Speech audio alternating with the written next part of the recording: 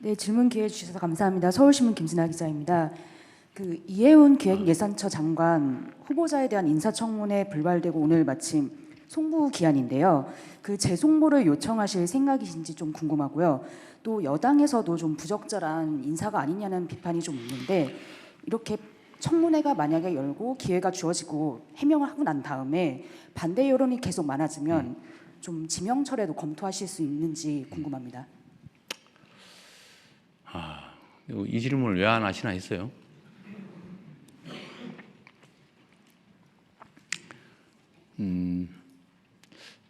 참 어렵습니다. 제가 지금 어려운 일이 두 가지인데 좀 이따 얘기하시겠지만 검찰 개혁에 관한 논란, 또 소위 탕평 인사에 관한 이해운 지명자에 관한 문제, 이거 정말 어려운 주제 중에 하나입니다. 직설적으로 얘기를 하면 이해훈 지명자에 대해서 어떻게 할지는 아직 결정은 못했어요.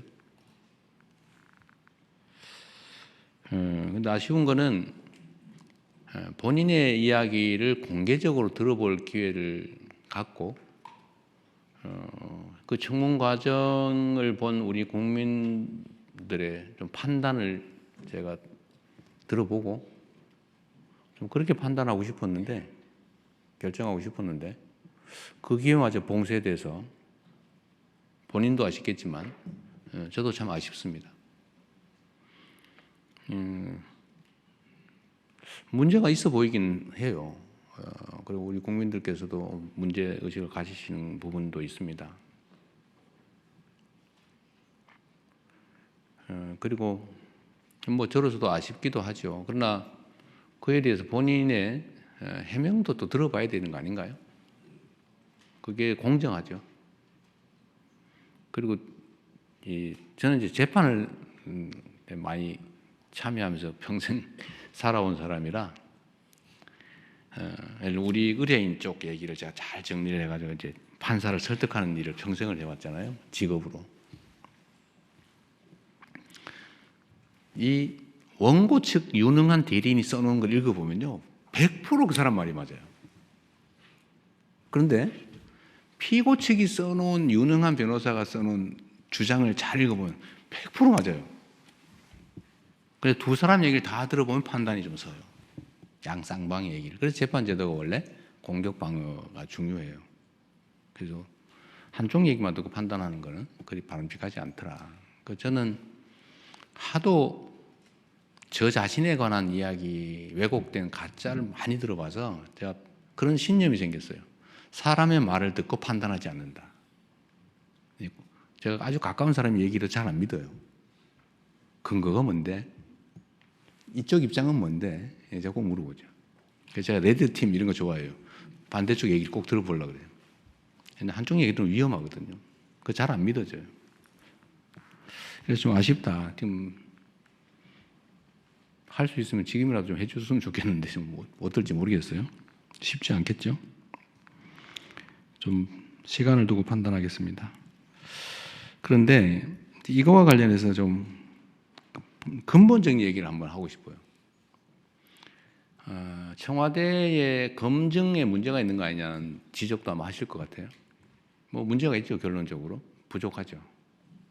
근데 그분이 진짜인지 아닌지 좀 가려봐야 되겠지만, 보좌관한테 갑질을 했는지 안 했는지 우리가 어떻게 합니까? 그 어디에 써놓은 게 있으면 모르겠는데, 어디 기사라도 났으면 모르겠는데. 그리고 유능하단 한 분이라고 판단이 되고, 그리고 그쪽 진영에서 공천을 무려 5번을 받아가지고 3번씩이나 국회의원에 당선됐고, 아무런 문제가 제기되지 않았던 분이잖아요. 근데 자기들끼리만 알고 있는 그 정보를 가지고 마치 대부에서 나오는 배신자 처단하듯이, 그래 우리는 모르던 걸 막 공개를 해가면서 이렇게 공격을 하면 흠잡힐 일을 한 당사자의 잘못이기도 하겠지만 우리로서는 알기 어렵죠. 이게 정치인가, 현실인가 하는 생각도 들긴 합니다. 그리고 또 반대쪽도 있어요. 아니 우리가 어떻게 만든 정권인데 그 중요한 자리를 왜 상대방한테 주는 거야? 섭섭해. 지지 처리할 거야. 이런 분도 계시죠. 그럼 이해가 되죠. 지금까지 그랬으니까. 그런데 대통령은 아마 노무현 대통령께서도 겪었던 참 큰 고민이고 어려움이었던 것 같아요. 제가 그렇게 하겠다는 건 아닌데,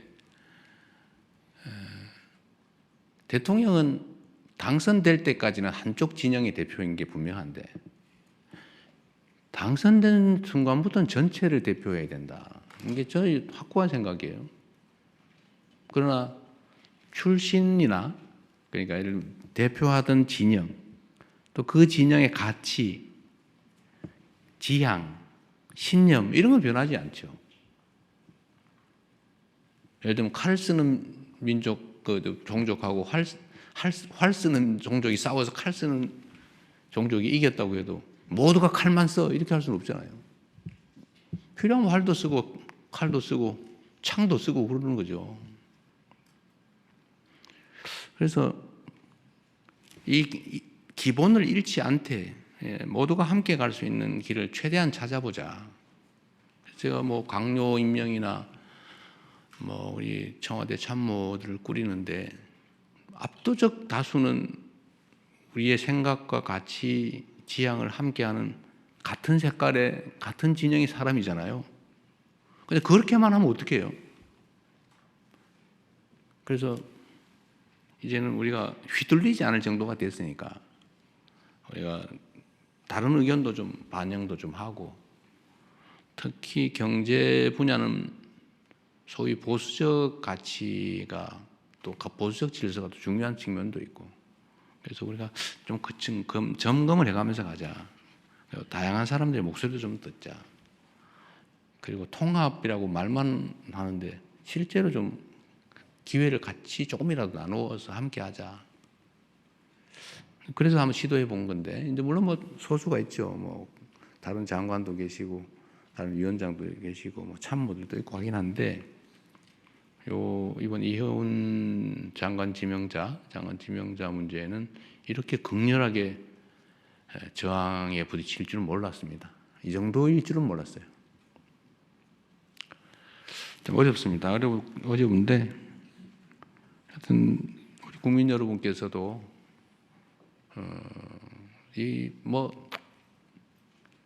이해해 주시라는 말씀을 드리기는 어려운데, 이런 필요성이 있다는 점에 대해서 일부 용인은 해 주시길 바랍니다.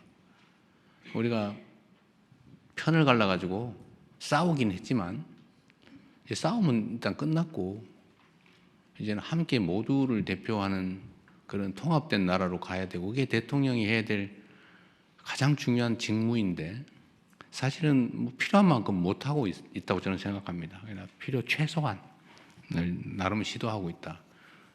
참 어렵네요. 저는 이렇게 많이 문제될 줄 몰랐어요. 앞으로 우리가 인사를 하는데도 참고해야 될 것 같습니다. 네, 말이 길어서 미안합니다. 대신에 질문할 기회는 충분히 드리도록 하겠습니다.